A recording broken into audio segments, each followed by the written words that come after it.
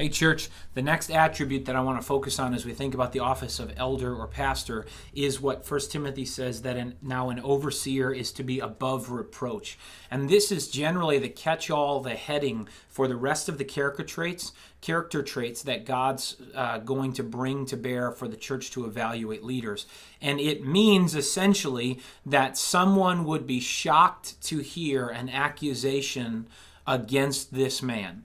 That someone would be surprised, that they would actually hear it with initial doubt, confusion, and distrust.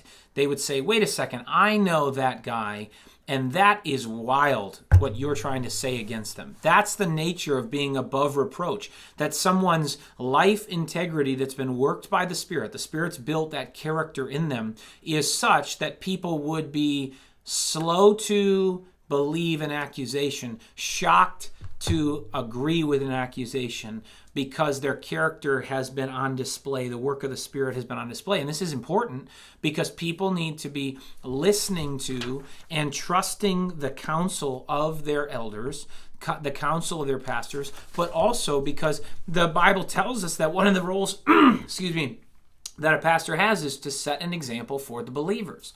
And so this needs to be, we need to look for men who are displaying the kind of integrity and character that no one would suspect them of stealing money, that no one would suspect them of committing immorality, that no one would suspect them of abusing and misusing their power and hurting others.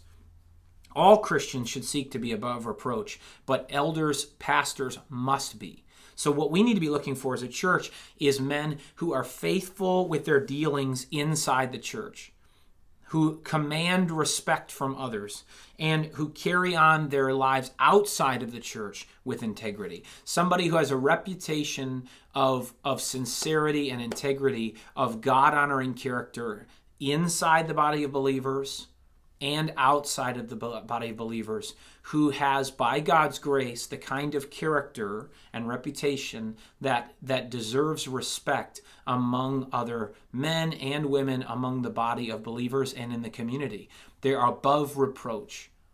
It's very dangerous as a church to elevate someone too quickly to the point where they have the protection of the honor of the title pastor without the character to deserve that protection. So we always have to be prayerful and examining to say, are we giving someone, because the scripture tells us to be slow to bring a charge against an elder. Are we giving someone this protection because they've earned it, so to speak, by the work of the Spirit?